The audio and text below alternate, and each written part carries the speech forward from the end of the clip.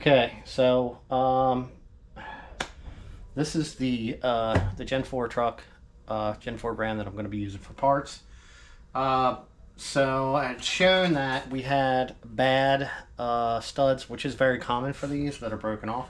Right now we're on the passenger side. This is the suspension I kind of threw on here, but let's just take a look. This is the rear upper. It is broke off. I can tell you already that I believe this was already replaced once before. I got two different size bolts holding the downpipe into the exhaust manifold itself.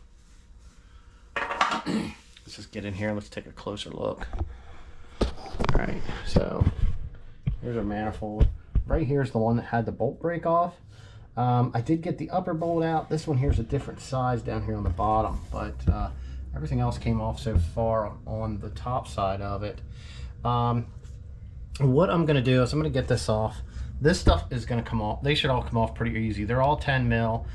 I'm just going to pull all them out, and then we'll get down to what we got and see how bad our leak was. If you look here, you can see, hopefully it's in the camera, you can see a little bit of black up in there.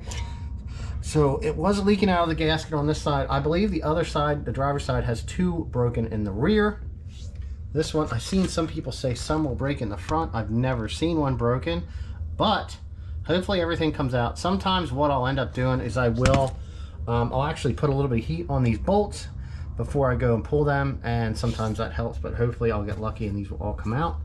And I'm going to show you what I'm going to do to get that last bolt out right there, and it doesn't have anything to do with the drill.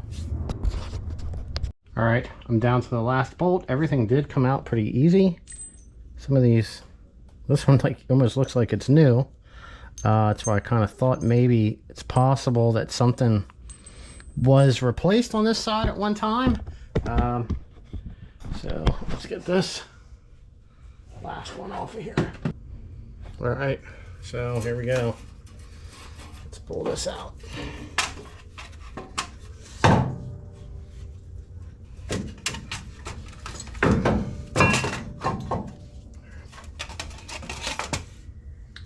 Here we go. Let's see, we have some coming out here across this top.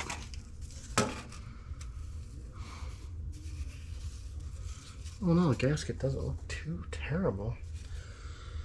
It's weird that it doesn't have a hole here. It actually has it in the manifold, but it doesn't have it on the head. You can tell this front side here looks a little rough. Not bad. All right, let's get in here. Okay. You can see right, blocking the light, you can see we have the broke off stud right here. So we're going to be having to extract that. We were leaking across the top on that one. The rest of this does not look too bad. So let's get the manifold out, and then we'll work on getting our head surface cleaned up. All right, so here we are. It's the next day. I have a pair of vice grips, and then I have a couple different nuts. Sometimes you can hit these things with the welder and they'll come out right away on the first try. Sometimes you got to weld a couple nuts to them to make sure that you have, I don't know, good penetration, good connect. But I'll ground right onto my block. It's aluminum, so it's only going to stick to your steel. This is the welder I have. It's just a Lincoln. I do use the gas with it. All right. I got a mask I'm going to put on. And, well, all I'm going to do is I'm going to come in here. And seeing as how this one right here, it's down below the surface right here just a little bit. So I might try to weld to it now. And then I can lay my nut right on top. And then I'll hold that with my vice grips and I'll weld the center. Usually I'll let them cool till they're, I don't know, not red. And then I try to give them a pull. All right, so we got a little nipple welded on it. I'm going to set up my vice grip.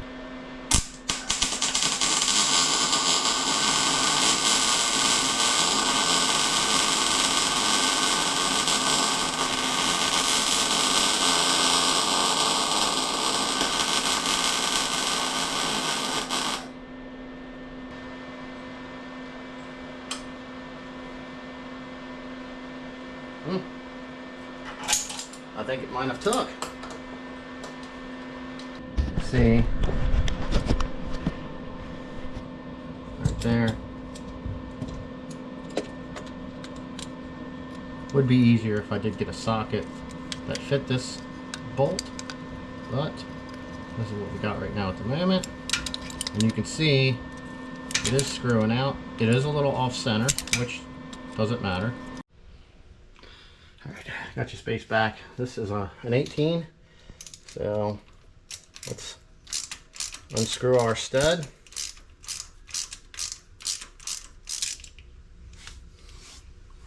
All right, there you go. It's out. Let's take a look. All right, so we got a little bit of stuff from the welder. Basically, we'll just wire brush this off.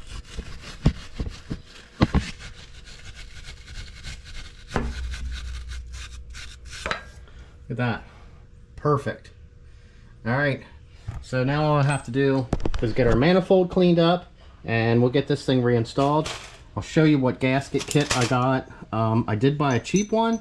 You know, as I'm not being too particular with this because we just want to make sure that we can hear this run without a bunch of ticking. All right, so I found a kit. I ordered this off Amazon. It was actually really cheap, surprisingly cheap. All right. Looks like they have it wrapped with some cellophane here, I guess.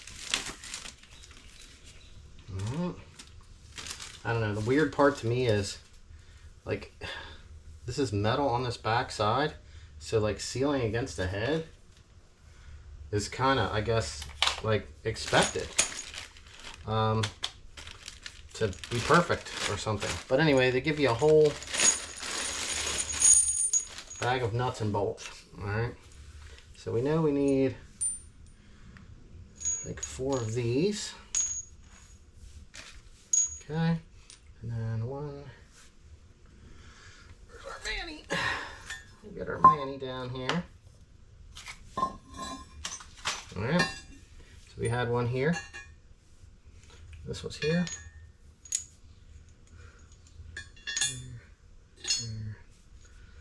There.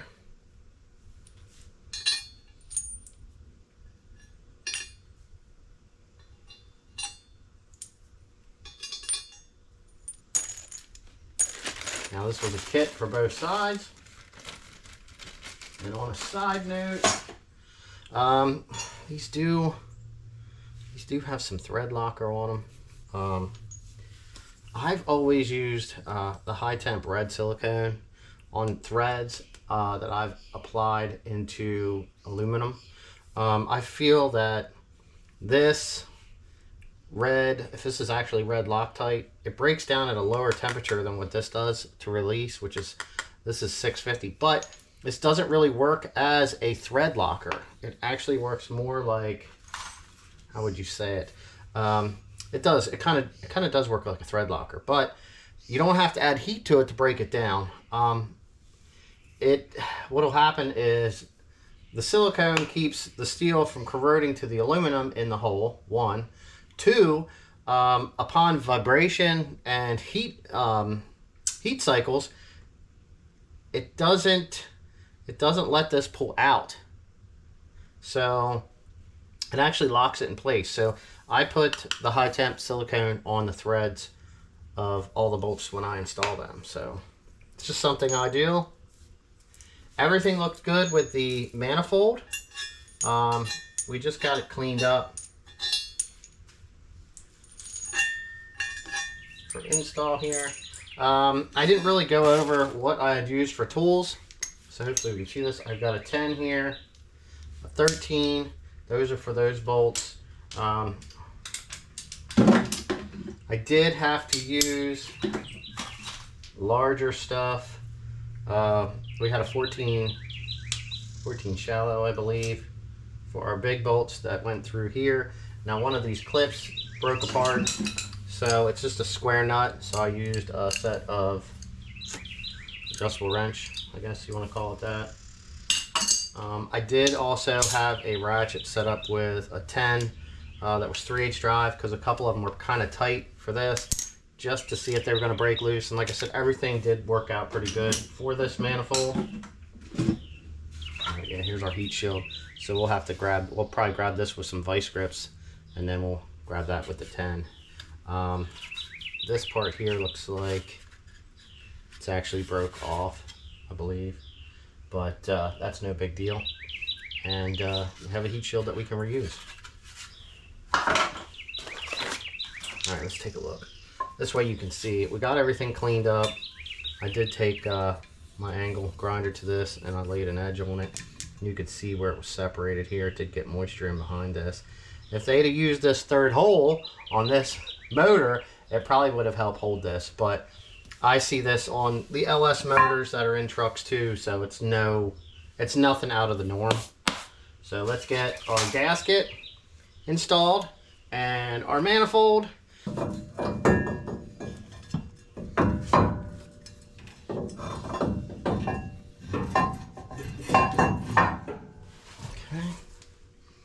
there's that. Now, there's our gasket, kind of like laying in here. Like I said, this part is never fun. There is a slot here in the front, so if you actually started this one, you could slide it from the back, but you never end up dropping your rear exhaust out of the way, so it turns into not really being an option.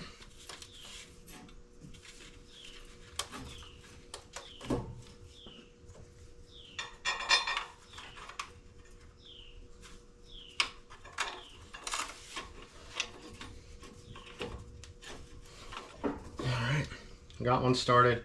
This pretty much supports the back. I'm going to get some of the silicone here laid out. It's just something to lay it on, and then I'll just roll a little bit on my threads. I don't get too crazy. That's actually a little too much, but all right, that's it. I'm just going to do them all just like that, and then we'll torque them all down after we get everything seated snug against, and then tighten them all down in the sequence that needs to be. All right, I don't want to lie. I just assembled this thing. I didn't worry about torquing anything. I do tighten from the center out. I believe that helps. I've done a bunch of these, and I've never worried about torquing them or in any specific sequence. But like I said, I just do from the middle, and I go out. So I start here, I'll do X, X, and then I come out and I'll do the top and then the bottom. I snug them up by hand. I mean, you can only get it so tight when you're in here with this little 1/4-inch wrench. And there's actually less room here when you're actually doing this on a good truck.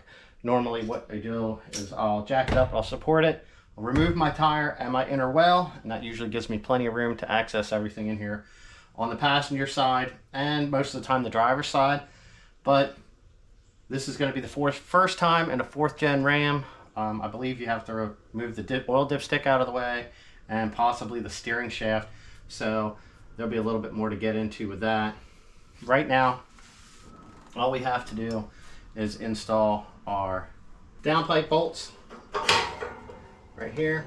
I have our heat shield ready to go on. I'm going to grab a bigger washer to put over this one, and basically then we're done with this side, and we're going to be moving to the driver's side. All right, give me a little light on the subject. Everything is installed. We're all tightened up. We fixed the leak on the passenger side of this engine. I already know that we have 2 broken studs on the driver's side, so let's go do that now. All right, let's have a look here on our driver's side. So, if we get in here, give me a little bit better light. You can see we have another one here on the back. This one's broke off. It's not broke off even with the head.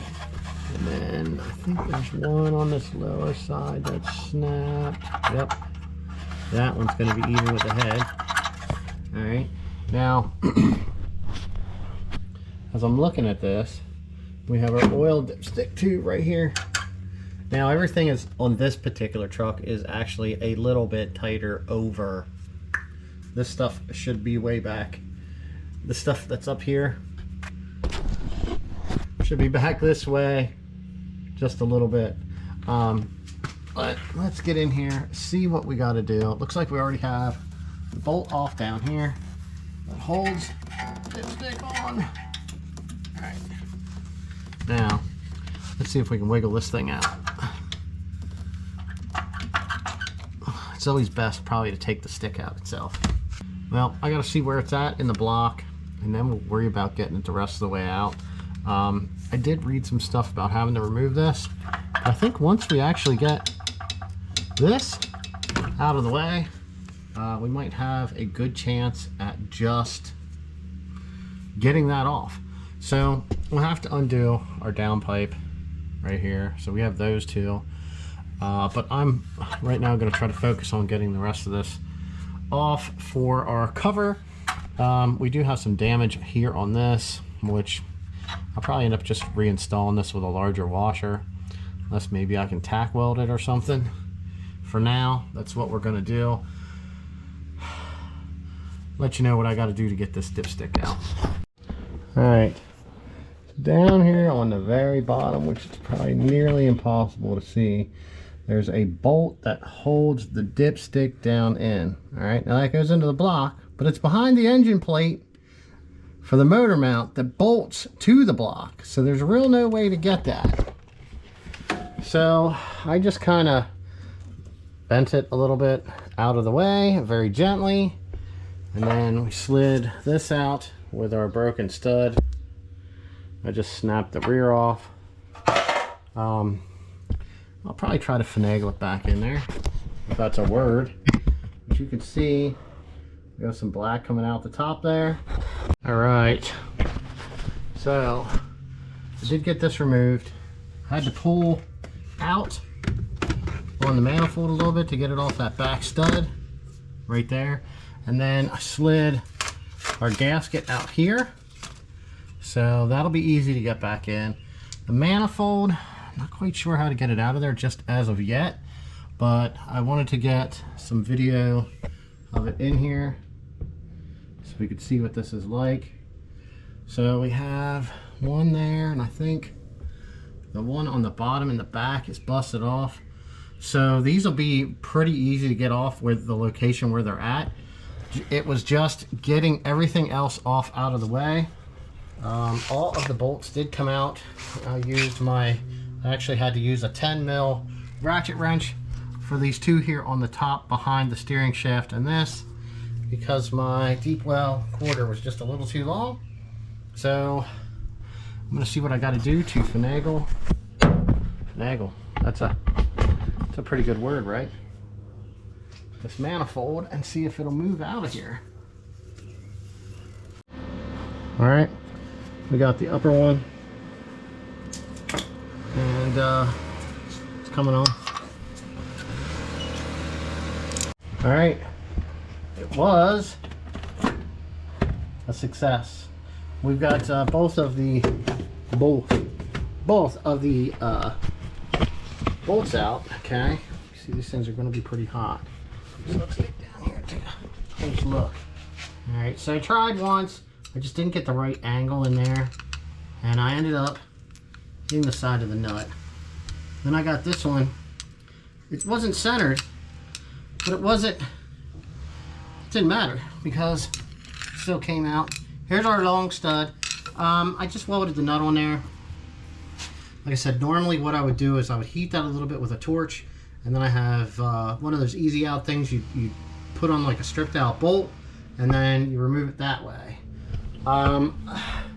Being what I'm doing with this engine here, I just want to cut off the exhaust leak to make it sound good, just make sure that we don't have any additional ticking, as it sounds like it's just an exhaust leak after it runs for a minute.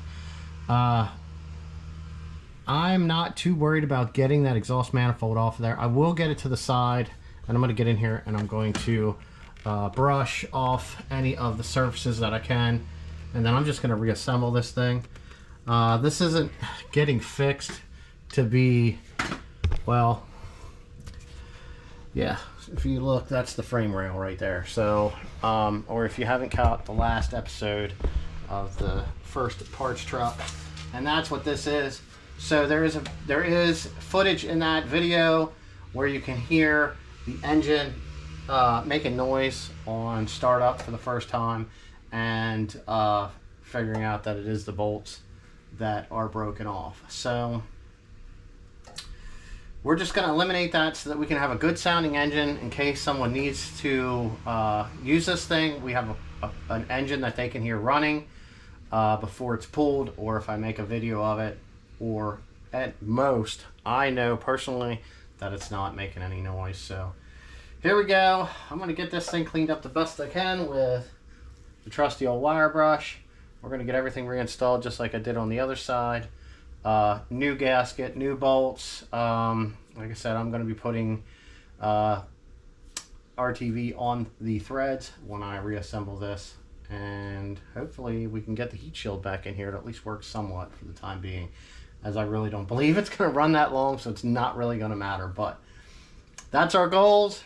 I'm going to get this thing together, show you what it looks like before we get the heat shield on. All right, everything's back in. Got our busted studs off. We did what we could here. I did bend that pretty bad, but it's going to be what it's going to be, I guess. Let's see here.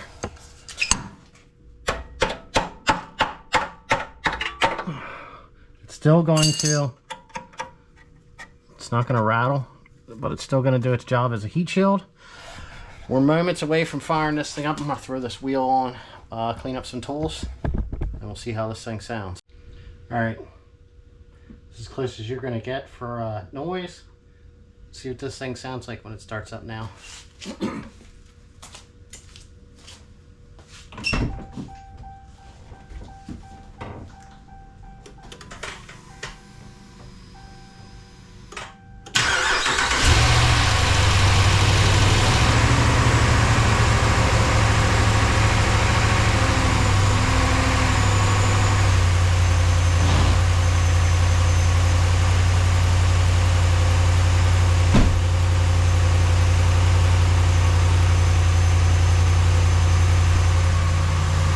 A little bit better. No more exhaust leak.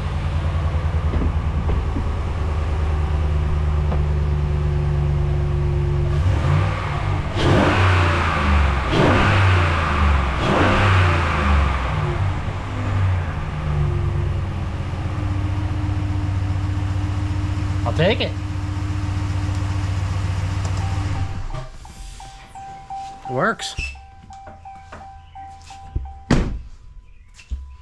Alright, well, I guess that's going to conclude putting exhaust manifold gaskets on a Hemi and a Gen 4 Ram. That's it. Figure out what's next.